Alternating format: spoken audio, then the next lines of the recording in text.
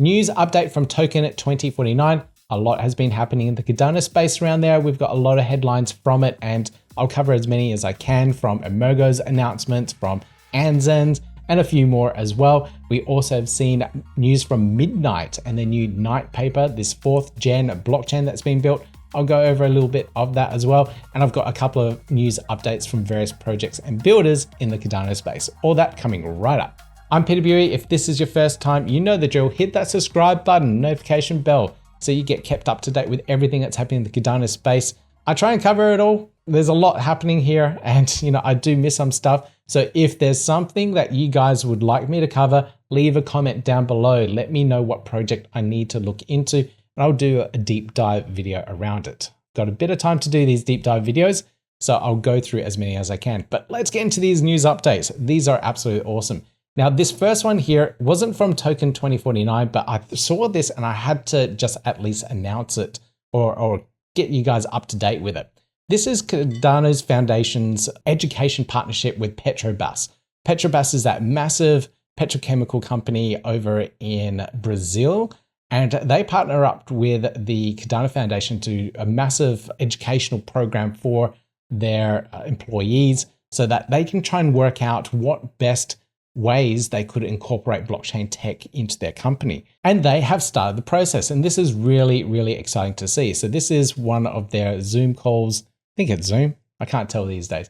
This is one of their calls that they did. And this is the first initial step for them to go through and start educating them about blockchain, Cardano, and what it has to offer. So really good to see that this is moving along. Petrobras is incorporating in some way here. I don't know how exactly in the future, but they'll come up with some really good innovative ideas, I'm sure of it. Now let's get into the Token 2049 stuff. And I saw this post, I just had to share it. This was, I believe, a chartered flight from the US, maybe over to Singapore.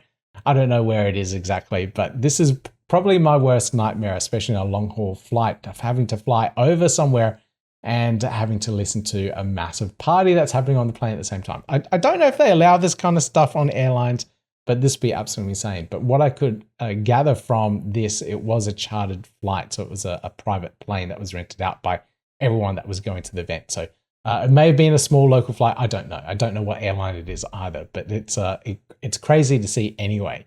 Unfortunately, I couldn't make it to Token 2049. I'm in this category here. Not so much single, but in the poor category. So I won't be going there, but it did look like an absolutely amazing event. But there are a lot of prominent people in the Cardano space over there at the moment. So it'll be interesting to see what kind of collaborations have come out of this. Now, this is a really interesting post from Patrick. And he says, 10 people told me today I'm the first person they've ever spoken to who is building on Cardano. Now, I'm really not surprised by this. This is something that the Cardano community really needs to get out there and start doing more of. We need to be at events. We need to start paying for exhibition booths at Token 2049 in Dubai, in Singapore. We need to look into big events like here in Australia, Australian Crypto Convention. Like that needs to be represented with Cardano presence there as well. And for many years, it has not. It is the biggest event here in Australia, and there's absolutely nothing in the Cardano space there. So this is things that we need to get out of. I know the Cardano Summit is amazing. It's big and it gains a lot of attention, but it doesn't get to the people that are outside of our bubble. And this is something that we need to break and be in front of other people, other ecosystems, other builders, and attract that interest in. So marketing is definitely something that we need to work on here and getting out of our bubble. So this is good to see that people are seeing now projects that are building within the Cardano ecosystem, such as Endmaker, but we need to extend that further. We need to showcase all of our projects that are building on Cardano and show them what we are capable of outside of our bubble. This is really critical at the moment. So Patrick, good on you for building Endmaker and taking it further than our ecosystem. Now, this is one of the other projects that Patrick was tweeting on about, and I still haven't been able to find deep information as to what they're doing.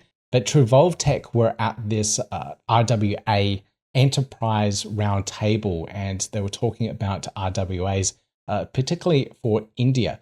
So I'll have to dig into this one a little bit more, and I'll tell you what these guys are all on about. But from what I understand, they are building it at the government level in India. So this is definitely a project to keep your eyes on in regards to what they're trying to deliver in terms of RWAs and what they have in India. So I'll keep you guys up to date. If you know anything, leave a comment down below for me. This was the other really big announcement that came out of the event. And this is Anzen's bringing in roughly 7 to 10 million USD in terms of liquidity onto the ecosystem on their launch. So this is the seed liquidity that they'll be providing on the launch of USDA. I did a video about this on the channel as well. So check it out in the top right-hand corner there, links there, and you'll be able to watch what the breakdown and everything else that I talked about this particular seed liquidity for the USDA token. So this is a stable coin. We need more stable coins. We need more trading. I absolutely love stable coins. I think it's a really good use case within the crypto space, and being able to use it in stable swap pools, providing liquidity there, I think is a very low risk way of participating in DeFi. It's mainly because when you provide liquidity, you don't suffer from as much impermanent loss. If you're providing stablecoin assets such as USDC and USDA or USDM, it's supposed to be worth 1-to-1 USD. So it doesn't matter which way the token goes, as long as you're earning those protocol fees from whatever DeFi protocol you're providing liquidity on. So I like that type of DeFi play. It's a lot less lower risk because you don't have to worry about the impermanent loss when providing to an AMM liquidity pool. So I can't wait for more of this liquidity to come on. It just makes sense to me, especially needed in the Cardano space. Do check out that video. I'll put a link down below for you guys as well. This other partnership is with Ziliqa, and I thought this one was interesting. It was a partnership between them and Emurgo. So they are going to work together to bring in interoperability between the two chains. Now, this is the press release from this particular announcement, and I've just highlighted a few things for you here.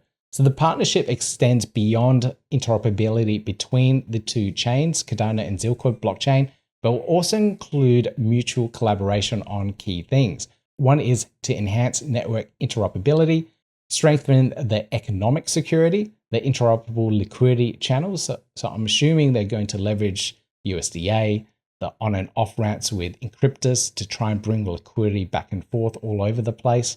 Next is to leverage Cardano related Web3 technologies, stablecoins, headless wallet infrastructure to apply to the tokenized luxury assets of Ziliqa. So this is something that Emurgo are really good at. They have the stablecoin, USDA, and they have the wallet that they've been using for years, and so many users have Yoroi. So combining these two together and incorporating into the tokenization of luxury assets on Ziliqa is going to be a really good thing. Maybe we'll see more of the Cardano ecosystem taking advantage of what Ziliqa have to offer, and I'll show you what they have to offer in a second. The other thing here is Cardano's distributed governance by joining and participating in Intersect community-led events. So they're going to maybe put in a proposal or something. I don't know. But let's have a look at what Ziliqa actually have. And this is what they have. This is the Ziliqa thing. They mainly focus on the Web3 luxury brand. So this was quite big in the Ethereum space with Decentraland and fashion brands and whatnot coming into that space, and people being able to buy luxury 3D assets, and it was gaining a lot of traction. But Ziliqa here do this and actually work with those brands, and they look at the intellectual property rights of that brand in the metaverse. So this is one of the things that they do play with. The Ziliqa blockchain has been around for quite a while, but it doesn't rank very well in terms of its position on CoinMarketCap. You can see it here on CMC, and it is ranked 174 within the rankings of all the different blockchains, even lower than Terra Luna. So I don't know the amount of adoption this particular token has, this particular blockchain has. I did have a look further into the price history of the token itself. If you go back far enough, it hasn't performed very well. In terms of token holders and users, it does seem pretty good overall. So I don't know what else Ziliqa are bringing into the deal, the partnership here. Maybe they actually do have a lot of connections with the various luxury brands out there to open up the minting and intellectual property rights of these brand deals onto the blockchain with Emurgo. So That is one of the details that I would love to know a little bit more about. What each party is delivering to the table here. I did have a look at their metaverse and everything else that they have. So this is the MetaMinds group. It does look quite nice, quite interesting. They've got the augmented reality VR experiences with their metaverse. So overall, it could be a very interesting product. I can't see any way to get to access to this quite yet. I don't know if it's launched. I can't see anything tangible from it at the moment either. If you do jump into their YouTube channel, they do talk about IP rights and impacting luxury brands and other things around how the fashion world could take advantage of metaverse experiences. So it is definitely a good tech and a move in the right direction. I just want to be able to see this as a tangible product that I could use myself. The other product that they do have here is Token Tracks. Now, Token Tracks is a Web3 music marketplace that they have. And they actually have some artists that I do recognize. Josh Savage here is on so many Web3 spaces. It's insane. And I do see his stuff here. This is one of his releases on the platform. If you click here on releases, you can explore the particular collection that he has. And you're able to mint this one. This one's minted on Polygon. So you can mint this one here and experience his Web3 release of music on blockchain. So good to see that there. So there is definitely some usage and adoption and a release product in that case. But Ziliqa is definitely something I'll keep an eye on and see what these guys are delivering for the Cardano space as well. If you have any opinions about this, I'd love to hear from you as well. Leave a comment down below. Let me know what you guys think about this particular partnership. Now, the other big thing that came out of Token 2049 is the release and updates around the Midnight network. So Midnight is the privacy chain that IOG are developing at the moment. It's supposed to be like an evolution of what Cardano has to offer. But this is some of the new updates that are coming out of the Midnight team at the moment. The first thing is the white paper, or the night paper, I should say. This is a new night paper that talks through everything that they have to offer and how it's all going to work. There are some interesting aspects around it. If you are interested, I'll put the links down below here to download the white paper, but you can get to it at midnight.network/whitepaper. Download it as a PDF. This is a PDF here. It's not very lengthy and it is very readable. It's about 16 pages long. And there's some interesting aspects around this, and some other Cardano community members have pointed this out. Now, Phil here from Anastasia Labs, he mentions this. Let me read this out for the audio listeners. You guys have absolutely no idea how many people this will onboard onto Cardano. Night is launching as a Cardano native token. This easily has the potential to drive more traffic to the chain than the combined volume of every single dApp that has launched since Alonzo. So that's when smart contracts came to play. So this is a very interesting opinion here. So essentially, from what I understand, the Night, this is the brand new token that's going to be released within the Midnight blockchain. But this is the token here. This is the token utility here. So let me just read this for the audio listeners. Like other blockchain ecosystems, Midnight's tokens primarily secures its networks. It helps ensure uptime and allows the network to be self-sustaining. Most blockchains require a fee, commonly called gas or fuel, to process or prioritize transactions. This tokenized energy is often reallocated to the network operators as rewards. This fuel is usually an unshielded token which exposes transaction details and users' identities.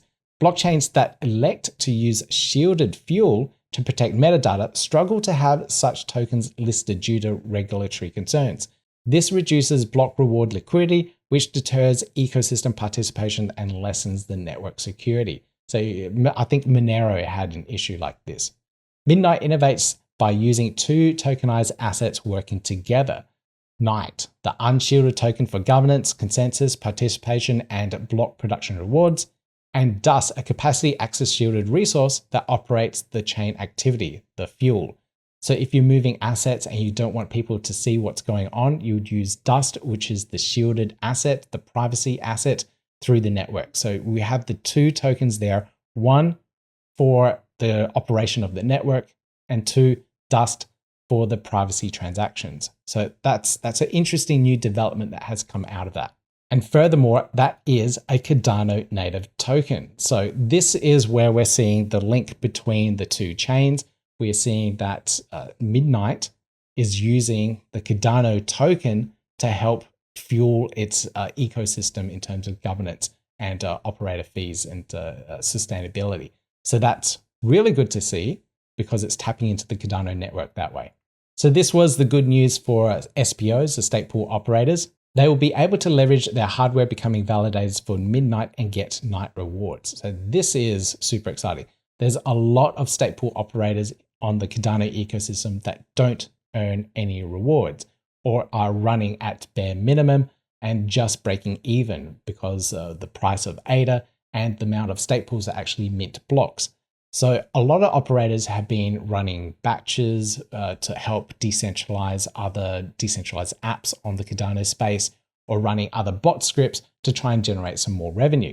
So this now here allows some more of these operators to use their existing infrastructure to run the Midnight block validators. And that's another source of revenue that stake pool operators can obtain and get funds from.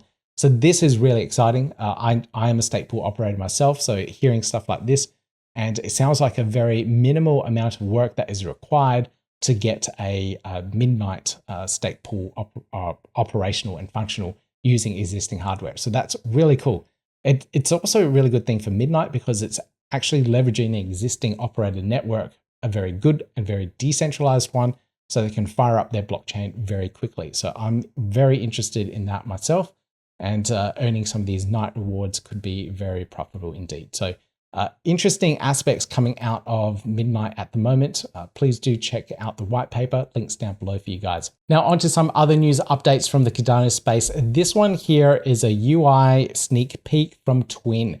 Twin are bringing real world assets in terms of tokenized gold to the Cardano ecosystem. And we are seeing the Twin gold tokens here. This is their dashboard in general. It is looking quite nice, and they've incorporated quite a few nice, really good features overall here. So I will put links to that down below so you can watch this video here about what they're trying to deliver and what they're going to bring into the Cardano space. Tokenized gold, I can't wait. RWAs, I think, is the perfect use case for crypto at the moment. So do check that one out. Twin are doing some really cool things. Can't wait for them to actually announce how they're going to do all this as well. There's a lot of regulatory things. There's their gold holder, the company that holds the gold for them, so us as users can purchase the gold. There's a lot of things in this, so I can't wait for them to actually announce these things. Now, this is something I just wanted to highlight, and this is from Dave Ada, and he's pretty cool. He's pretty cool. He's building something really nice here. This is a virtual simulation of all the relays out there or stake pools out there, and you can see how they're transacting and submitting transactions to each other, where blocks are going. And this is a really nice visualization to see the decentralized Cardano network around the world, where all the stake pools are based on geo IP locations and how the transactions are being submitted around the world from each one of the pools. So very nice work there, Dave. I can't wait to see the final release of that. This other news item here, this was, I think, a really cool use case as well. And this is TapDano tags. And the Tiago here is a stake pool operator and Cardano ambassador. He has made these little tags here. You can tap these tags and they are connected with an NFC chip and have an NFT that is soul bound to the person that has minted it on chain. So this is overall really cool use case of blockchain and NFTs and NFC chips. So an amalgamation of tech here. They're already in talks with various projects for authentication of merchandise, proof of attendance, and other products like that. I've got let me just show you this. All right, this is a Cardano Summit, not a Cardano Summit, a Cardano hoodie. This is from the Cardano Foundation. And where is it? This has one of these type of NFC tags on it. This here, that's the NFC tag. If you tap your phone to this, it will open up the NFT that is related to this particular hoodie to prove that it has been purchased by myself and it's an authentic thing. So it's got a unique policy ID and it's linked to that particular collection. So this is one of like 1,000 or so hoodies or something like that. And that's how you can prove and authenticate it because it has that NFC chip built into the hoodie itself. It's wash proof, it's, you know, all that stuff. So you don't have to worry about it falling apart.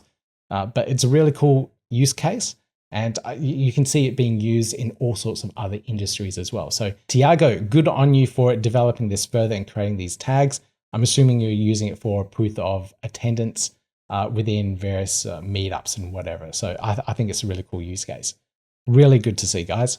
So in terms of governance now, we've got some good numbers here. So governance is progressing. We are over that 1.2% of circulating supply now being action in governance. Maybe it's abstain, no confidence, or delegate to a DREP or a DREP themselves. So we're seeing more and more of that ADA coming on chain and participating in governance, which is absolutely awesome here. These are the live stats. We have 413 DREPs with almost 6,000 delegates. So that's really good. That's a really good start. And we have a live staked ADA at 490 million ADA. So that's really good to see. We also have one other big thing here, and this is another governance action that has been put on chain. This is an info action. So you can see it here. It's all in different language. I believe it's Japanese with the word there, ikigai. So that does sound Japanese to me. I do have to do a translation here to find out what's going on with this one here. We have a few people already voting with SPOs voting yes. And this is quite a bit of ADA that's being voted through. So this is 82 million ADA already voted yes by 4 SPOs. So this might be the state pool operators in Japan. I know there's a lot of big ones there. So this might be something that they're just trying to move through as a something for in the Japanese ecosystem. Now, this is an info action, so it doesn't actually trigger any on-chain governance in terms of treasury withdrawals or anything like that. We haven't gotten to that point yet. After chain hard fork 2, we will see treasury withdrawals. So we have to translate this and see what they're all on about. But we have 2 governance actions on chain now. So do check that out if you are a DREP. You start to have to do some work now. Now, in terms of work, I have to just do a bit of a shout out here for the marketing working group, and they have been doing a massive amount of work on the budget for Cardano's marketing next year. And this is the V1 of the budget as it is. This is what it's looking like. I won't go through it in detail here, but you can find the links to it on Linktree. So it's Linktree/intersect_marketing_WG for working group. Links down below for you guys if you want to go further into this one here. Remember, this is version 1. This is a draft. This isn't the final. This will be put for community feedback before it goes on chain. So this is when you can read over it and say, hey, I think there's some things that need to be added, or maybe we can remove this or adjust the budget for this. Might be a little bit better. Of course, you have to give some alternatives and some options with those budgets, whatever you're recommending. So if you say, no, I don't like this, tell them why and give them an alternative. Work collaboratively here, guys. Okay, it's how things are done now. We've got community governance. All right, that's all I have for you guys for this one. I do actually have quite a few more tabs open here for Tokyo, Wallet, and Vespa as well, but I'll keep them for the next video. I've gone on long enough for this one, but if you want to hear those ones, you know what to do. Hit that thumbs up, subscribe, notification bell, be kept up to date with all this stuff and all these other bits of videos of content and everything else I'm creating for the space. I'll see you in the next video.